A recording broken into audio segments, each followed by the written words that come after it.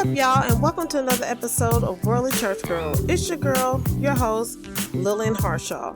On today's show, I have the Director of Music Education at Elizabethtown College. He is intertwining peace building and music education. What he's doing with music and peace building is nothing short of a miracle. It gives me great privilege to introduce to you Kevin Shorner-Johnson. So what led you in this direction of connecting sacred and secular with working with music? I've always had a really deep interest in theology and in thinking very deeply about what it means to be spiritual and what it means to be religious. And I think so oftentimes public school teachers out in the schools, we think that we have to leave our religious selves behind to be able to walk into a public school context. And I don't think that that's quite the case. I think that there's a way in which you can bring the fullness of your spiritual self, the things that you care about, and your ethical and moral self. All of that walks into the door at the same time. And I think that that's so important to recognize that there is a way of being spiritual and religious without proselytizing, which you can't do in like a public school context. But there's a way of kind of walking in this world that's really important. And I think that has been part of my mission, is to help teachers connect with some of that sense of how they can bring the fullness of themselves into these new spaces. Now, how do you do that? How do you walk the walk without actually talking the talk and people see it? Yeah, that's a great question. So I can give you a really good example from me teaching actually this morning. So this morning I teach a class on world musics or ethnomusicology. It's basically it's a tour of the world for college students through music. So we start studying the music of West Africa, and then we move around to the Caribbean, and then travel the Silk Road all across the world. But in that, I begin class with kind of a statement on my spirituality of teaching. And I have a statement where I say that I believe that our work always has moral and ethical implications. Like every time that we study somebody else other than ourselves, we have to treat them with a great deal of care. And every action that we do in representing somebody comes from a place of deep care and concern for the other person. And that I'm always being mindful about that. And I'm also being mindful about, I need to listen to the voices of those people who don't get heard as much as, if not more than, I think probably more than for me, as I listen to the voices of the people who have a great deal of power. And that for me, I can draw the line to connect that to a sense of spirituality and connectedness. And I can say that in that classroom, and I can also say, and I honor the fact that we all bring different senses of what it means to be spiritual, religious, or maybe even we feel like we're non-religious in this space. But I'm modeling that this is how I'm doing this walk in here. And so I feel like I can bring that fullness of myself there. And at the same time, I honor the sense that there's a diversity of ways of being moral, of being ethical in this world. And I try to model that for students, because I think it's really important for students to think that it's not just about knowing things. I think it's also about doing the right thing with what you know. Now, do you think that you show a more of a godly persona because you look at everyone's diversity with respect versus someone who claims that they're godly but looks down? And this is not a judgment question, but you know what I'm saying? Like someone they're saying that they're, they know God, but then they want to point the finger at everyone else that doesn't walk like them. Do you feel like it's more godly to be more respectful of someone's beliefs, even though it is different than yours? Yeah. I think that I always am living from a place, or I'm trying to live from a place of humility and curiosity. And I think that that's something that my grandparents instilled into me a long time ago about, exploring the beauty of all these different faith traditions that we have in this world and all these different denominations that, I've been Episcopalian, Presbyterian, Methodist, Catholic.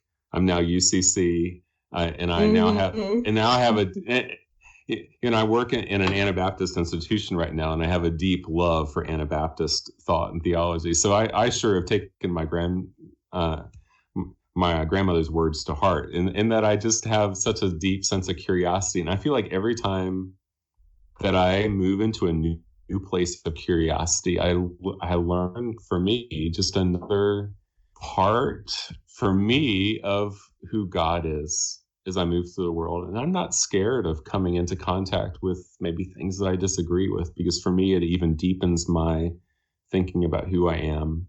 And I think too, like when we encounter each other, being able to have that sense of humility is so important when we're trying to speak about our spirituality. Because I think, based on the tone of your question, I think it's really important that when we are so very sure that we're the right one and that we've got it, it's something that just closes down conversation. And I want rich conversations about spirituality and religious and who God is and those kinds of things. I really want those. I actually had to look up what Anabaptism was. And I was like, what is that? Because I never heard of that before. And then when I read it, I was like, it makes so much sense. But okay, you tell them what it is, and then I'll interject.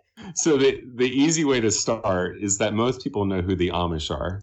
And we would say that a person who's Amish would be known as Anabaptist. And then also in that genre, we have Mennonites and the Brethren as well. And there's a whole bunch of very complicated ways in which we could talk about Anabaptists. But for me, what I love about the Anabaptist tradition, there's a couple of things I love about Anabaptist tradition. One is that it's a peace church centered, and that it has a deep heritage of pacifism and thinking about peace in very deep and concrete ways.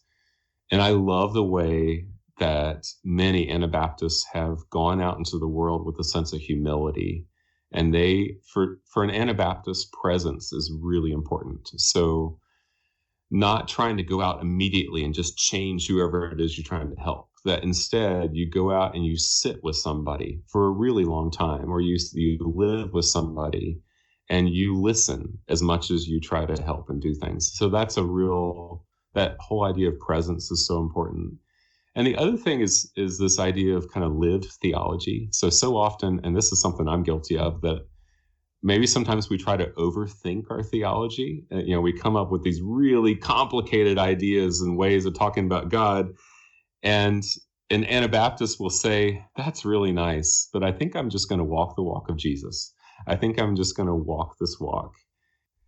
There's so much beauty in that lived theology. And so many Anabaptists will talk about people's lives and the way that people have lived out their faith in different ways. And that's something that's really important. And those kinds of ideas, and the other idea that's really important to me is intentional community. And if you've ever encountered the Amish, the Amish are very intentional about the communities that they create.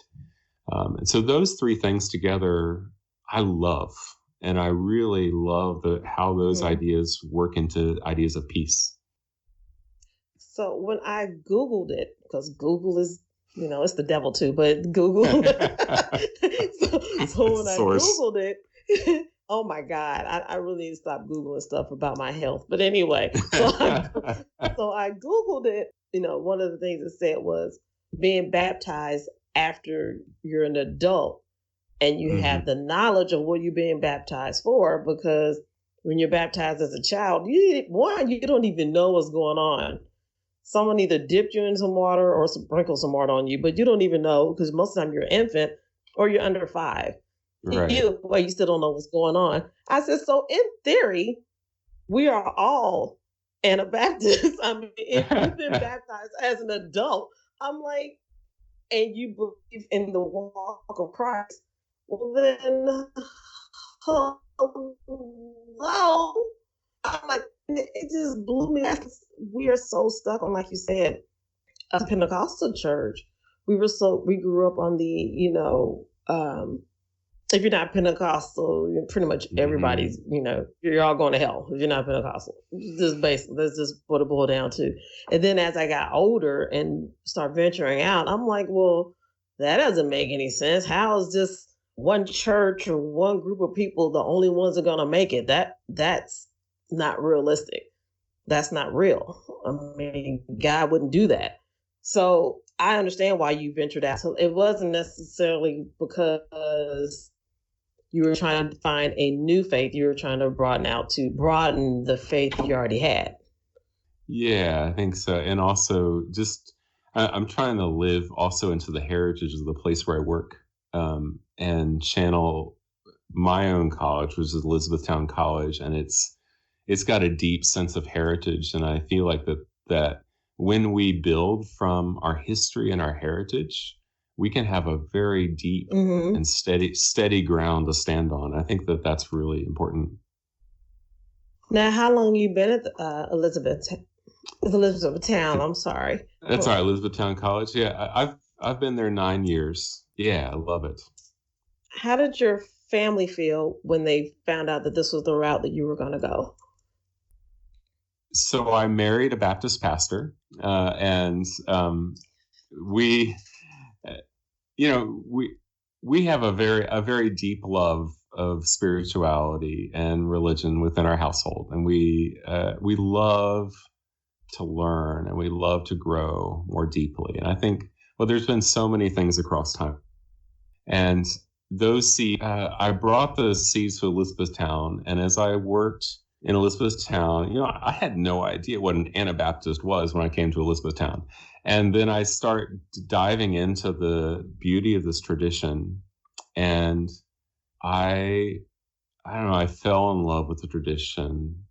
And so over time, it's gradually moved this. And I had this one wonderful colleague, John Rudy, who was our peacemaker in residence. And he gave me a whole bunch of books on peacebuilding, which is a kind of a term that especially lives within Mennonite circles, by John Paul Lederach. And this book starts to change everything about how I think about peace. The peace is not maybe this really high and mighty liberal concept, but it's something that I can just do on a day-to-day basis with small acts of love over time. And that it is the roll your sleeves up, hard work of day-to-day work. And I start reading this and I fall in love with it. And then that's kind of where I've come. And then I found this really cool niche in that, nobody's ever connected like what we do as teachers with this new language of peace building. And could I create a program that would help teachers to deepen their sense of their spiritual and religious or non-religious selves and their sense of why they do what they do and why it matters? And can we connect that with peace building? Because so many of our schools are already talking about social emotional learning, right? And how we help kids work against bullying. How do we help kids to love themselves better? How do we help kids to work through the traumas that they experience? And so all these things kind of come together, and it really makes me feel alive to put my deepest sense of my calling together with my passion and my professional work. So I hope that gets kind of where your question was. Yes, it does.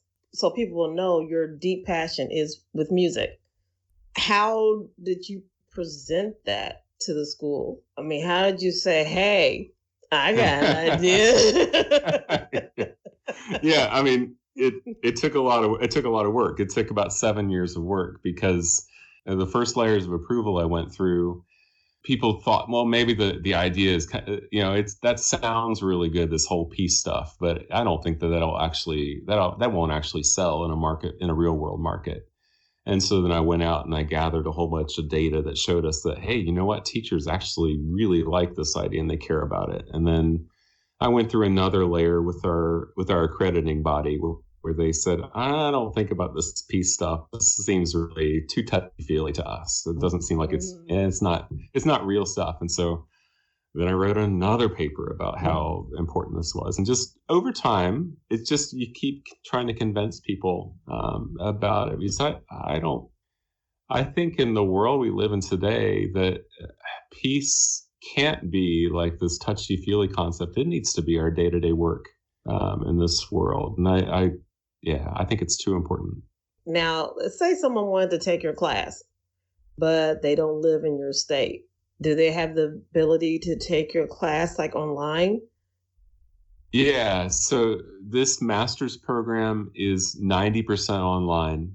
And the reason why I've put this into place is that, we're seeing interest on this kind of program and this work all over the country. We have people who are interested from Washington State to Oregon to Kansas, Wisconsin, Pennsylvania. And so we're trying to really broaden it. And I'm in the learning stage right now of learning about, how we record all these videos and how you teach online, because that's very different.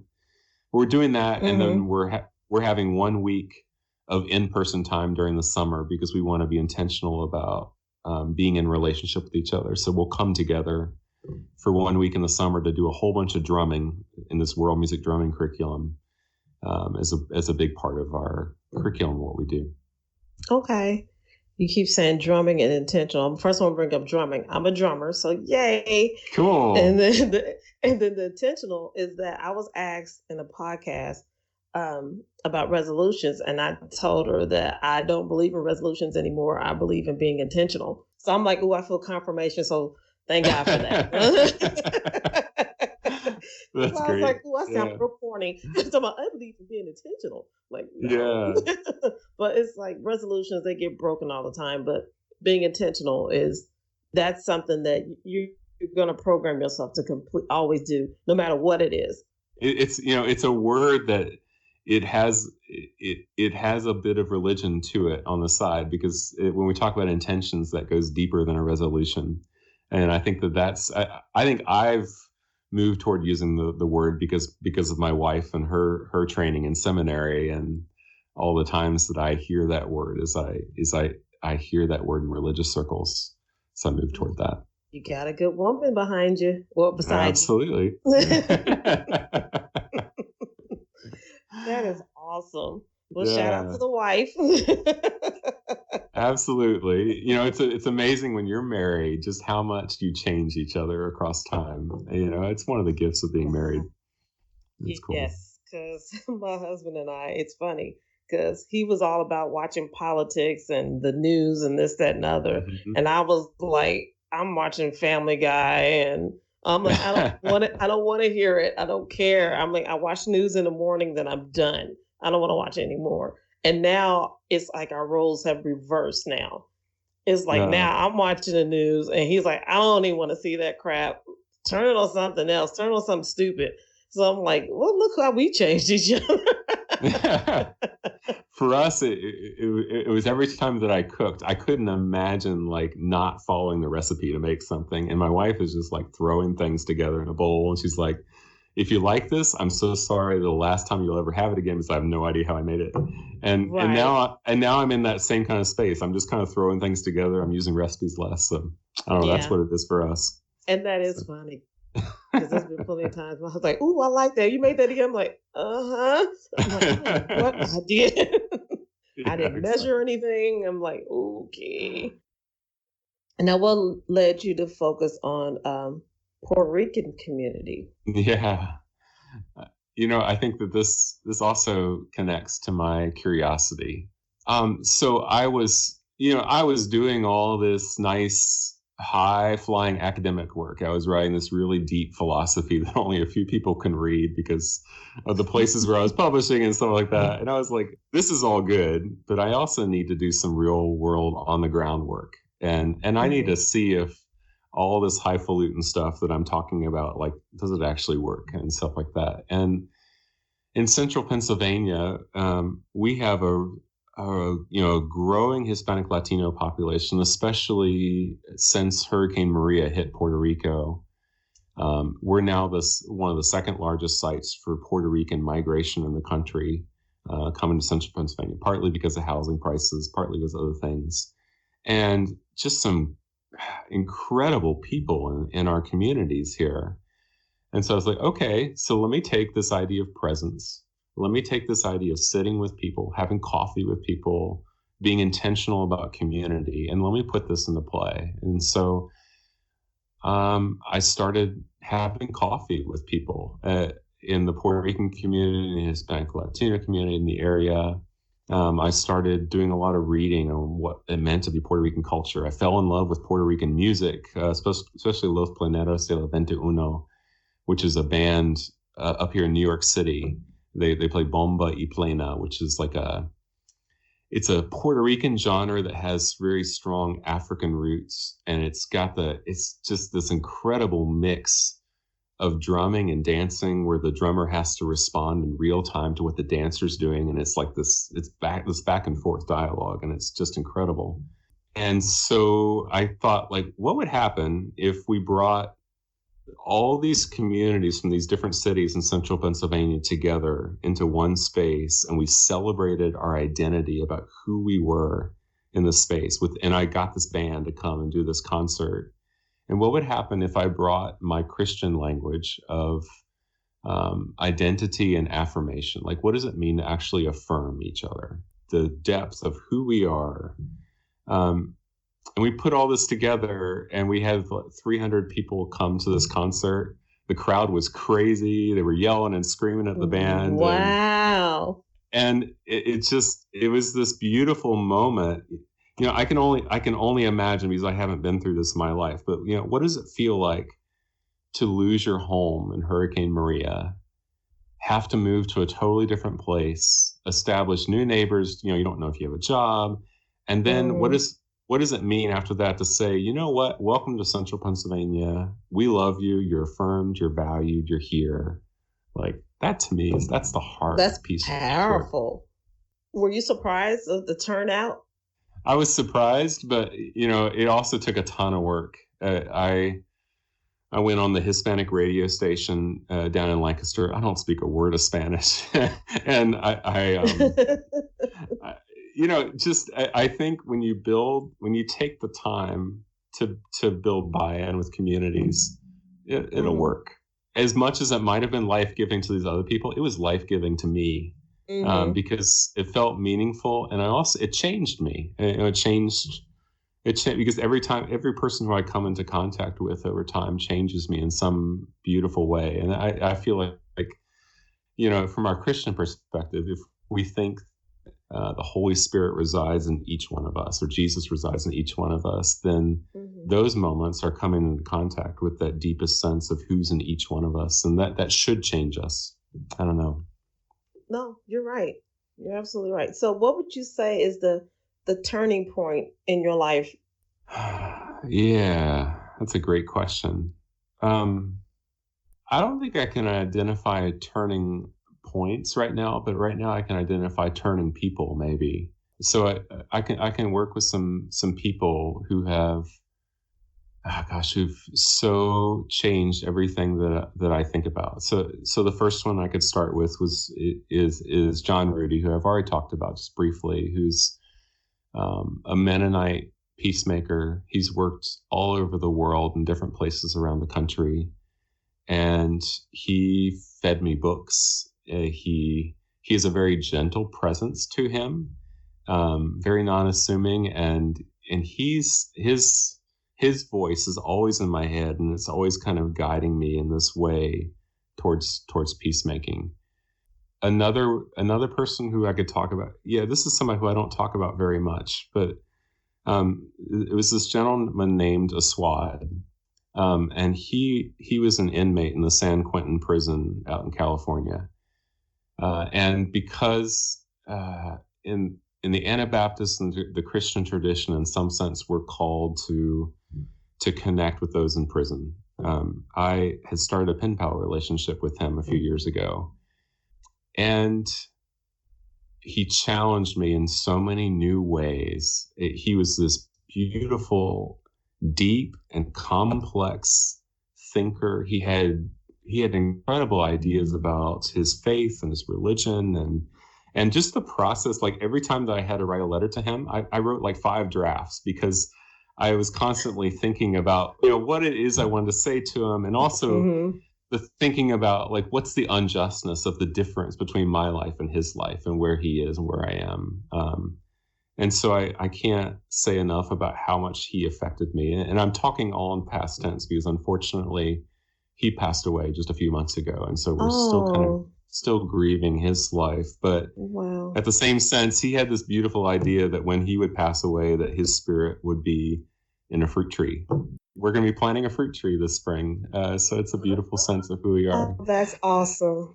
It's just amazing to me how each person has like a touch point that makes you move in a different way. And I would also maybe hold my children in there too. My children make me think about and care about the world that I'm about ready to leave to them. And when I think about that, I have to move to a sense of caring about what I'm leaving. Am I leaving peace? Am I leaving a world that is going to be healthy for them? And I think many of us can look out at the world today, and it's a tough time to be a parent right now and look out at the world. Yes, it is. And say, what in the world are we leaving to our children right now? Anyone else? Well, I just saw the movie a few weeks ago. I would say Mr. Rogers is one. Oh, was it a good one? Yeah, it was an incredible movie. I thought Tom Hanks did such a great job playing that role.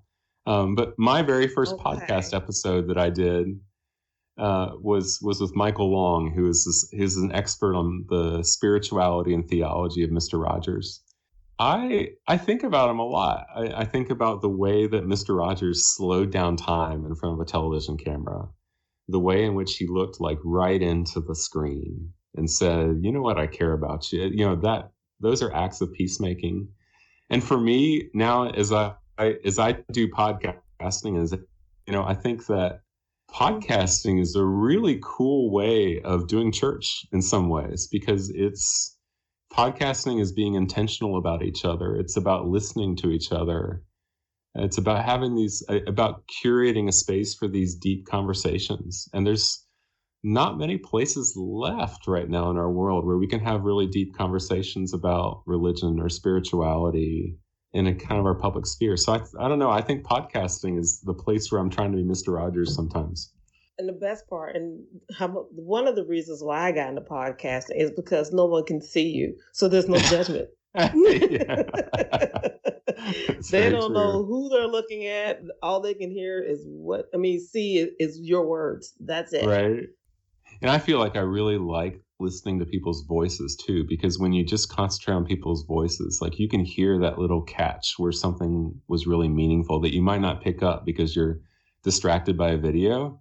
And I think that for me, it trains me to listen to people with more intention and at a deeper level. I don't know. True. Is there one thing that you find to be true in most people? That's a good question. This may sound hokey, but I think as I teach Sunday school to children, I think I just come back time and time again that all this fancy theological thinking that I do, it can really be boiled down to some really simple truths. And I think that love is one of the greatest truths that we've been given in this world. You can't find any rationale for why love is in this world for me, except for a religious reason as to why love is in this world. And I don't think that love is a hokey thing. I think it's something that's very deep and very hard, and it takes hard work to cultivate love, and it takes a lot of bravery to cultivate love. And so I think that as I teach Sunday school to children, that's one of the things that I'm trying to equip them with, is a deep sense of knowing the importance of love in this world. If I'm authentic with my kids and I'm genuine, kids will meet me every single day in that classroom. And that's as I prepare students to become teachers in public school classrooms, time and time again, I was like, just be your authentic, genuine self. Yeah, you're going to make mistakes. Kids will follow somebody who's authentic every single day over somebody who's fake.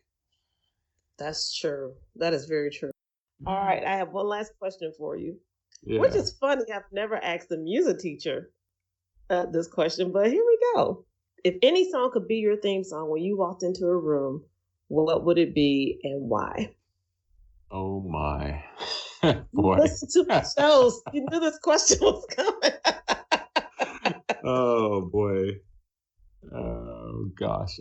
Um, so I'll start off with why this question's so hard. It's so hard because I study and teach world musics, and I've fallen in love with so many genres across the world. Like I love Azerbaijani mugam, I love Persian music, I love West Africa. Yeah, I love it all. So it depends on the week as to where I am. I can tell you that right now, if I walk into a room because of my kids, we're listening to Frozen 2 right now, over and over and over. and really, I think our kids control the stereo knobs right now because I don't have any chance of putting on my own music. But Frozen 2 is actually not very bad music. It's pretty good stuff. There's some really deep and beautiful stuff they're doing there in Frozen 2. I cannot let my 2-year-old hear you say that because she's pissed because we haven't seen Frozen 2 yet because we have to go as a family. Okay. But she's like, they was playing the soundtrack at her job, and she's like, the music is so beautiful and impactful. You have to hear it. I'm like, I'm okay. So, which song in Frozen 2 sticks out? I know you know it. Well, I think the very first one I really love. The song starts From the Mountains. I can't remember the actual title of the song. It's in a minor key, and it's just this gorgeous lullaby that she's singing. It's that movie in particular. If we talk about from a worldly church girl standpoint, it's a really interesting movie because it's teaching children how to grieve. It's one of the first Disney movies I've ever seen that has kind of taken them that direction. Really? So one of the ideas, I can say without spoiling the movie, one of the ideas that it comes with is that Elsa and Anna have got to go back and they've got to wrestle with their past and the fact that maybe their grandparents may have been complicit in doing some bad things that have harmed people or the world, and we might say it's ecological care, we might say, and they have to wrestle with the fact that maybe they're complicit and the grief that they feel there. And then the question is, if I feel that much, like, how do I do? And there's another song that talks about do the next right thing, which is about how do I do the next right thing. And I love that movie for really the way in which it's moving children towards some of those spiritual questions about. I think it's a beautiful thing. I heard that this was probably one of the darker movies for Disney.